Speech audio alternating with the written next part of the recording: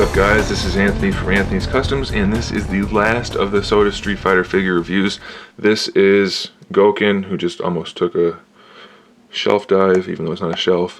I'm just going to hold him up for now. He didn't really come with any of the other rounds or waves or anything. He was strictly an exclusive of one form or another. He's built on the Akuma body, so he's the same size as Akuma pretty much, just about 7 inches tall.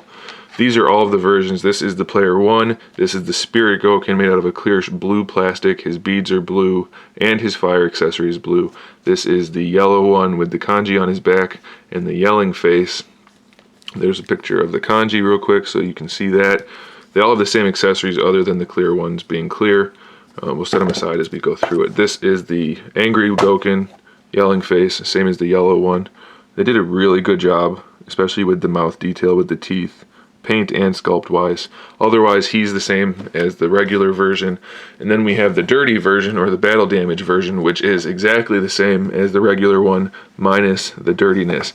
They didn't just paint it on, it's actually textured. So that's really cool throughout the clothes. Anywhere where it's got this brownish color, it's textured, so that's really cool. But he's the same as the other one. They're all the same as the plain Player 1 version, so we're going to use him for the review. This is the accessory. They all come with one. The clear ones, like I said, is that clearish blue. It's nice and translucent. Goes from red to yellow to white. Nicely sculpted. Does it snap onto his hand well? No, typically not. You're going to have a lot of trouble with it. It usually just falls right off. So use some sticky tack or something like that, and you'll be able to pose him with it. But it is a nice fire accessory. It just doesn't stay on his hand. Okay, so what's different about this guy and Akuma other than the head? Well, he's got the wraps on his wrists and his ankles. That's pretty much it. He's got the rope belt. They all have the rope belt, so there's really no differences in any of the variants other than the head or the dirtiness. As far as his sculpt goes, they did a really good job with his head. I think that looks really cool. The beard is hard plastic just like the rest of the head, so it does get in the way of the beads a little bit, but it's not too much of a problem. They did a good job painting it. There's nice texturing, painting and sculpting in the hair. They did a pretty good job with the eyebrows. Unlike Ken, since they're sculpted so big and bushy, the paint actually wraps around a little bit more, so it looks pretty good. He's got that scar on his forehead. The eyes are painted well. He just looks really, really good. Definitely happy to have this figure. The wraps are just like Sagat's and Adon's. They're sculpted well, painted well. No complaints there, top and bottom. They hide the shin swivel pretty well inside the wraps, so that's okay with me. He's got the same feet as Akuma. They've got the little sandals on them. And that's about it as far as differences go. Same gi, same everything else. Articulation, the head is on a double ball peg, but you really just get a swivel out of it due to the beard and the beads. Shoulders are on ball discs, so full range of motion. Bicep swivel, that one's frozen. But, no, that one's frozen too. But it is there. Single jointed elbow, wrist swivel, and pivot.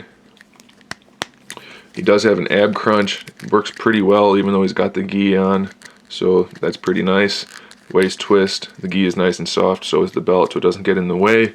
T-jointed ball disc hips, full range of motion. Thigh swivel built in, double jointed knees. Like I said, there's a shin swivel down there. Ankle pivot, pretty loose on this guy. That's one of his problems. He's got loose ankles most of the time. He's got the foot swivel and really loose toe joints. So he's not perfect, but he's pretty good. There are none that are particularly problematic, so you'll be okay if you get any of them. They do tend to be a little bit pricey if they're legit and not bootlegs.